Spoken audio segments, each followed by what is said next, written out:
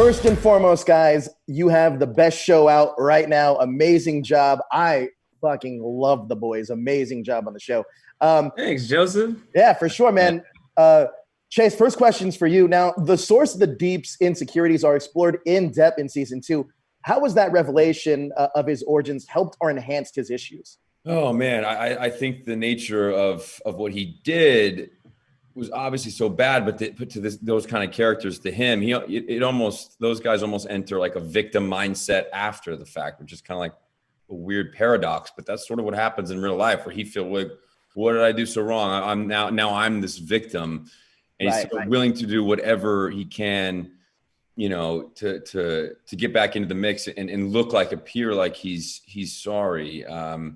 And he's never really been caught before or canceled or what have you. And I think it's like blindsided him, and he sort of falls into that victim mentality of like, well, what was so bad, because he's had a history of doing things like that. And they forced him to give, a sweaty palmed interview to apologize. Right. He thinks that's going to be enough. So now, Jesse, question for you on A-Train. Now, A-Train is fast, but he's continually one step behind Starlight. Does he truly want to take her down, or is there more behind his interactions with her? That's an interesting question. Here's my philosophy on that. I think that A-Train and Starlight enjoy their back and forth. I think that to some degree, they also understand that they kind of need each other in order to navigate through this world that they're in. A-Train somewhat had control over, his situation before everything hit the fan, but now he doesn't really know who knows what or who's capable of what. So he just wants advantage over as many people as he can so that he can secure his spot. But like eliminating Starlight leaves too much room for things to go wrong again. Right. So I think he just wants to keep advantage of her, keep her in his pocket. But if the chance came up for him to like kill her, I don't think he'd actually do it. It's I was gonna say with Chace also, I was gonna bring a Fresca here, but I completely forgot all about it. But, can you talk to me about the Deep's journey from isolation, and is he hoping to be back in the limelight, or what are his goals now?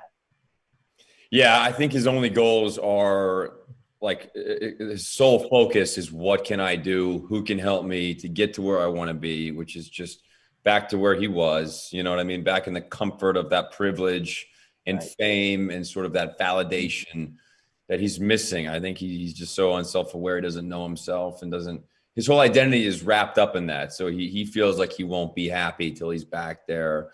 And I don't think he fully grasps how far he's got to go, right? I think he wants it to be easy, like he's had everything handed to him anyway. So he wants that to be an easy road back, and it's just not going to be.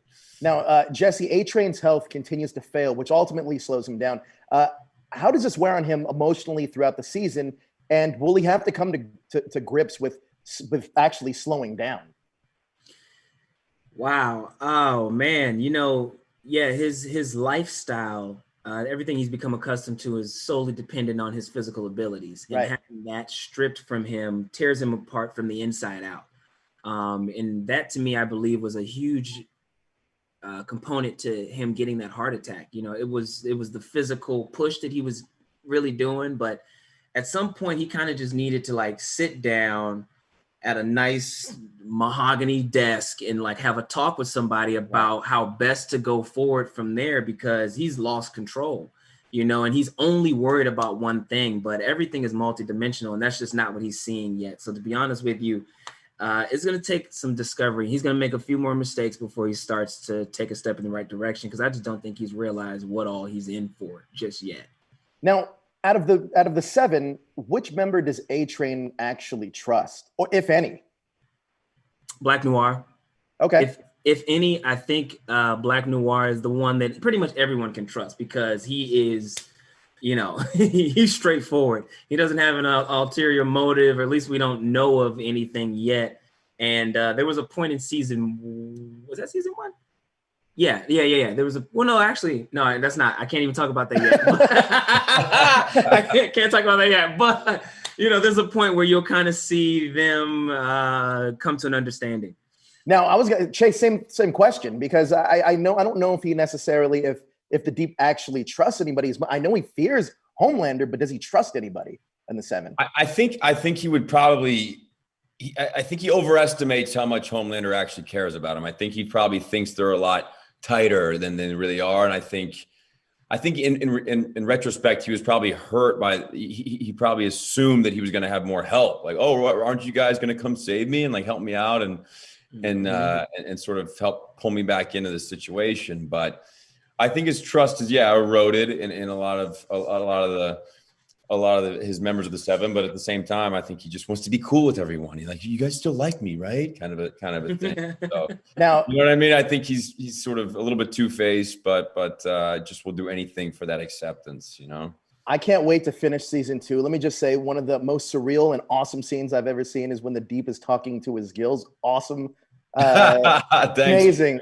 But I can't wait to finish season 2. I want to say thank you guys so much for your time. I truly appreciate it. Thanks, Joseph. We appreciate you, man.